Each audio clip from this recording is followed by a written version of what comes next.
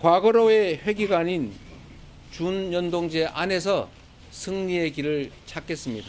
안타깝지만 여당의 이 위성정당을 막을 방법은 전혀 없습니다. 위성정당 반칙에 대응하면서 연동제 취지를 살리는 통합형 비례정당을 추진하겠습니다. 민주개혁 세력의 맏형으로서 주도적으로 그 책임을 이행하겠습니다. 이건 플랜 B입니다.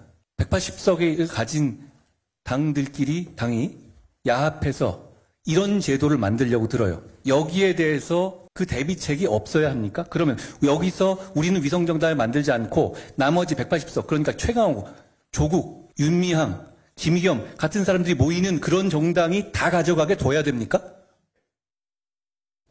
네, 비례대표 선거제 방식을 두고서 이재명 대표가 고민을 해왔었는데 과거로 돌아가는 병립형이냐 현행 유지의 준연동형이냐를 두고 고민을 하다가 결국에는 현행 유지 쪽으로 결정을 내렸습니다. 한민수 대변인님, 네. 지난주 이 자리에서 이미 이제 곧 있으면 결정이 나올 것이다 이렇게 말씀을 하셨는데 그때 이미 이 답이 좀 준비가 돼 있었던 건가요? 현행 유지에 대해서?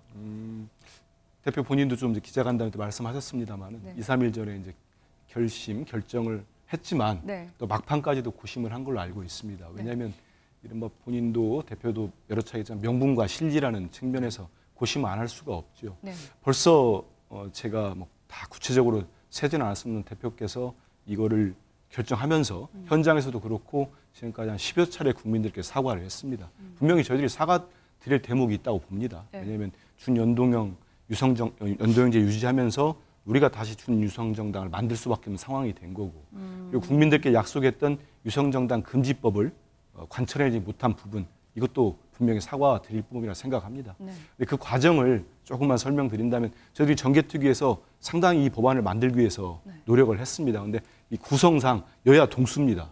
도저히 저희들이 처리할 수 없는 상황이 있었다는 말씀을 드리고 일단 우리 국민들의 비판은 저희들이 겸허히 수용하지만 네. 저는 뭐 한동훈 위원장이나 국민의힘의 비판은 사실 뭐 자기들 자기들의 상황 좀 돌아봤으면 좋겠어요.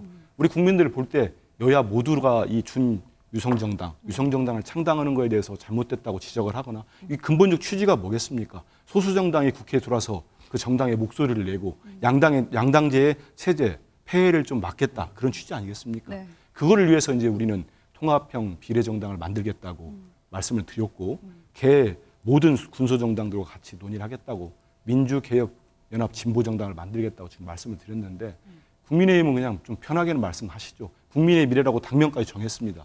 15일 날 창당까지 한다고 합니다. 그러면 적어도 우리 당이 이렇게 말씀드리고 국민들께 사과를 드리고 할 때 그냥 본인들은 우리는 모두 잘하고 있다 하면서 알겠습니다. 나가는 거는 국민들 보시기에 조금 불편하지 않을까 이런 생각을 해봅니다. 네. 짧게 하나만 그러면 그 준연동형 비례대표제를 가져가면서 네.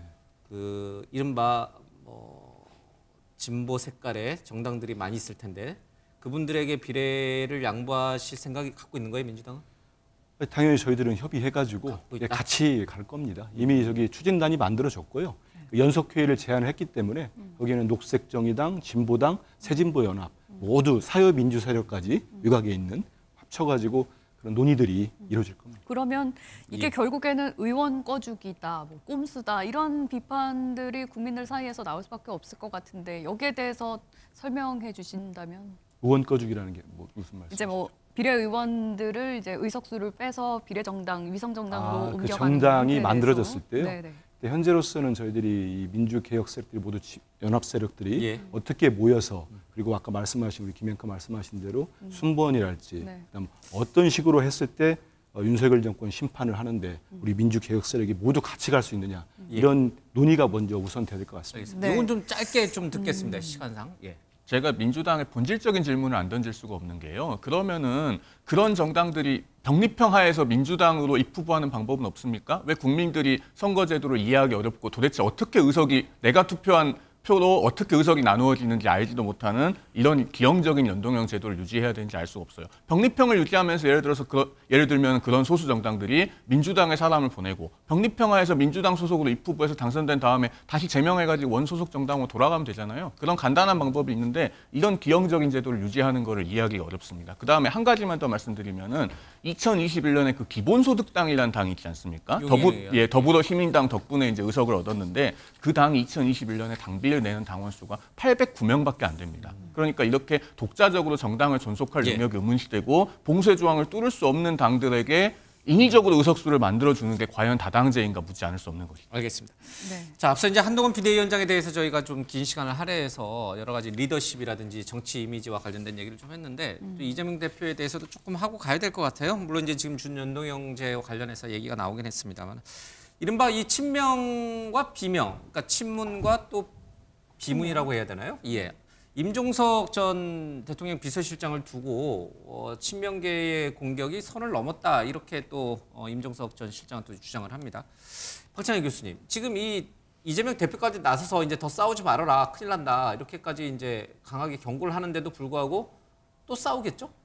그래서 제가 앞에서 제3정당, 제3세력 신당에 대해서 국민들이 지금 뭐 국민의힘에 대한 비판뿐만 아니라 민주당에 대한 비판을 하는 이유가 바로 그거예요. 그러니까 이게 사실 밥그릇 싸움으로 비친다는 거예요. 아, 민주당이 이번 총선 좀 이길 것 같으니까 소위 친명, 비명 해가지고 밥그릇 싸움하는 거 아니냐 이렇게 국민들 눈에 비추는 거예요. 친명이든 친문이든 다 같은 한 통 속이다 이렇게 보는군요, 국민은. 그러니까 뭐 그 이제 싸움을 하면은 국민들은 일단 싫어하니까. 그런데 지금 이번 총선은 민주당이 오래전부터 얘기를 했습니다. 국민의 50%, 58%, 60%가 정권 심판론을 요구하고 있고 그거를 오롯이 받기 위해서 이번에 사실은 준연동형을 고심 끝에 선택한 것도 정권 심판론을 뚜렷하게 하기 위해서인 거거든요. 그런데 내부에서는 친명이니 비명이니 이 소위 공천 자객 출마 뭐 이런 걸 하니까 그래서 저는 공관위원장이 임명백 공관위원장이 말을 부적절한 발언이었다고 생각하고 지도부가 개입해야 된다라고 저 주장을 해왔는데 네. 다행히 이재명 대표가 지금 친명 비명 나누는 거는 죄악이다. 시대의 정신에 대한 죄악이다 이렇게 평가를 하셨고 저는 그런 것들이 민주당 내에서 앞으로 좀 공천 과정에서 더 이상 잡음이 있으면 안 된다. 국민들이 정말로 민주당마저 이러면 갈 세력이 이제 제3신당이 물론 있지만 굉장히 지지층들이 이번 총선에 대한 환멸을 느낄 수도 있기 때문에 저는 뭐 민주당이 지금이야말로 당합할 때라고 봅니다. 그러면 노영민, 임종석 저런 분들, 친문을 대표하는 분들이 물론 이제 예비 후보니까 경선을 거쳐야 되죠. 경선 거치는 과정에서 이른바 친명계의 자객들이 내려가가지고 저 지역구에서 저분들을 딱 컷오프시키는 그런 일은 그러니까 이제 문제는 이런 거예요. 아예 경선에 못 들어가게 하면은 이게 논란이 되는 겁니다. 그러니까 예를 들어 그 안에서 과거에 뭐 금태섭 의원 같은 경우에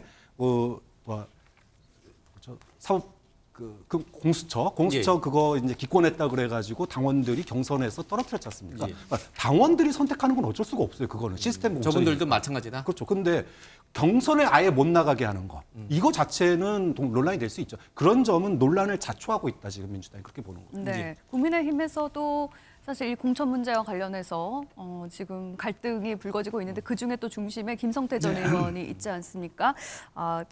공천 부적격을 받은 거에 대해서 상당히 지금 반발을 하고 있는데 이런 반발들을 어떻게 해결해 나갈지 또 해결해 나가지 못한다면 이분들은 이제 제3지대로 나가게 되는 건지 어떻게 전망하십니까? 전 사실 김성태 전 의원 같은 경우에는 뭐 억울한 점이 있지만 대법에서 뇌물비로 유죄 판결을 받았잖아요. 근데 지금 사실 국민의힘 공천관리위원회처럼 디테일하고 아주 세세하게 그리고 기준을 엄격하게 이렇게 빨리 정한 역대 공관위가 없었습니다. 그래서 그 기준에 맞게 이걸 운용하면 됩니다. 그러니까 김성태 의원에만 준용되는 게 아니라 전부 얘기를 하면 될 것 같은데 제가 보기에 김성태 의원 같은 경우는 이제 뭐 큰 문제가 아니겠지만 앞으로 벌어질 공천이 더 큰 문제예요. 그러니까 실질적으로 한동훈 위원장이 하고자 하는 컨셉 공천과 그다음에 지금 벌써 강남에서 약간 파일이 나오지만 이현모 인사비서관이 강남을에 신청했다가 지금 철회하겠다고 하지 않았습니까?